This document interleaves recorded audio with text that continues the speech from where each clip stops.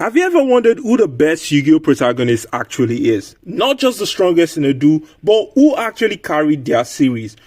Who grew, who mattered, who left a mark? From ancient kings to data duelists, every lead had their own style, their own journey. So today we're ranking all of them from the bottom to the top based on skill, story, growth, and impact. What's up guys, my name is Richard from US101 back again with another video. And in today's video we're ranking the greatest Yu-Gi-Oh protagonist of all time, according to me. So if you like my video, you know what to do. Make sure you like, make sure you share, make sure you subscribe. You'll really be doing me a big favor. We are trying to get this channel to 1,500 subscribers by the end of this month. So you will really be doing my channel a favor if you do like, subscribe, and share. So number 6 on our list is going to be Yuma from Yu-Gi-Oh! Zexal. At the start of Zexal, Yuma was rough. Like barely knew the rules rough. But that also made him different. He didn't start strong, he had to earn every win. With Astra as his partner, Yuma went from reckless to reliable. Not perfect, not unbeatable, but somebody who never stopped trying. What made Yuma work isn't just his dueling, it's actually his art. Even in the face of villains like Vector or literal god tier threats like Don 1000, he never lost that core belief in people. He's not the flashiest or the smartest, but Yuma's journey from the worst duelist in the room to somebody who actually inspires others, that counts for something. Number 5 on our list, we have Yuya Sakaki from Yu-Gi-Oh! Arc 5. Yuya's whole thing was entertainment dueling. Big plays, flashy combos, smiling through the pain, and on the surface, he pulled it off. Pendulum summoning brought flashy energy to the game. Yuya made it look fun. But under that showman vibe, there was a lot going on. Multiple versions of himself from alternate world, each carrying their own trauma and regret, and it all lands on his shoulder. Yuya had to balance keeping people inspired while dealing with some serious dark consequence, not just for himself, but across 4 dimensions.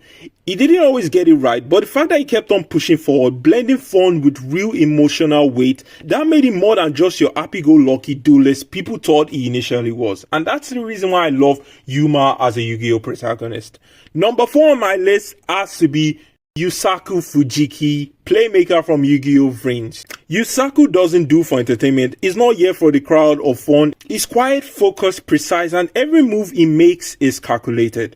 That's because he was shaped by trauma. The lost incident broke him, and dueling became his way to fight back, not just against enemies, but against the system that failed him. His cyber deck reflects who he is, precise, effective, no wasted motion. But over time, through his connection with AI, his partner, starts to shift. The walls come down just a bit. He's not flashy like some of the others, but when you need a calm mind in the storm, Playmaker's the guy who already saw 3 moves ahead. Number 3 on my list has to be Jaden Yuki from Yu-Gi-Oh! GX. Early Jaden, pure vibes. He made dueling fun again. Sharp instinct, sleek move, always smiling. But then GX took a turn, and suddenly it wasn't just about card game, it was about death, trauma, isolation. When Jaden became the Supreme King, we saw what happened when a carefree spirit breaks, and it's so dark, honestly. But what's impressive is how he comes back. He doesn't ignore the pain, he accepts it. He merges with Yubel, he matures, and his deck reflected his growth from classic elemental heroes to something way more personal and unpredictable. Jaden's journey is messy and sometimes hard to watch, but it's real. And that's what makes him stand out at the end. Not just as a duelist, but somebody who has seen hell and come back stronger and more powerful. Number 2, we have Yugimoto Yami Yugi. When people think about Yu-Gi-Oh!, they think about Yugi, the king with the Millennium Puzzle who went from a quiet nobody to the king of games. And it wasn't just Yugi, it was them, Yugi and Atem, 2 souls sharing one body, one deck, one journey. Atem was the main focus earlier on. He was the one mind-crushing characters, outdueling legend, and making impossible play feel natural. But is that really the real story? The real story is actually about Yugi slowly catching up. In the last arc, it's about Yugi stepping into the spotlight, facing the Pharaoh in a one last duel and winning. And not just because he was strong, but because he had grown fully and finally.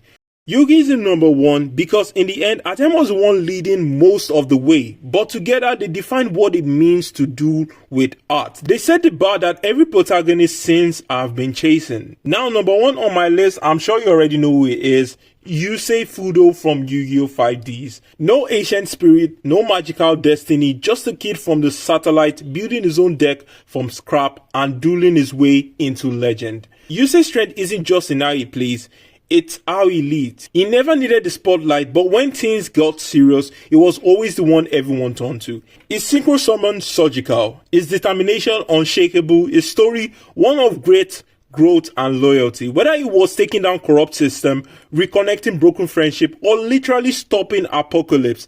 And the wild thing, he barely lost. And when he did, he learned from it. Yusei never needed fate or flair to be great. He earned it. From every single win, every single trap, every single spell, every single strategy proved that Yusei truly is my number one when it comes to the greatest Yu-Gi-Oh! Protagonist of all time. So what did you think about my Yu-Gi-Oh! Ranking? Did you enjoy it? What is your own ranking? You can always drop it down in the comment section because I would love to see how you place each Yu-Gi-Oh! Protagonist. And if you like my video, like I said, make sure you like, make sure you share, make sure you subscribe. Like I originally stated, we are trying to get to 1,500 subscribers before the ending of this month. So each subscribe really counts. Thank you very much for watching, guys, and I will definitely see you guys later.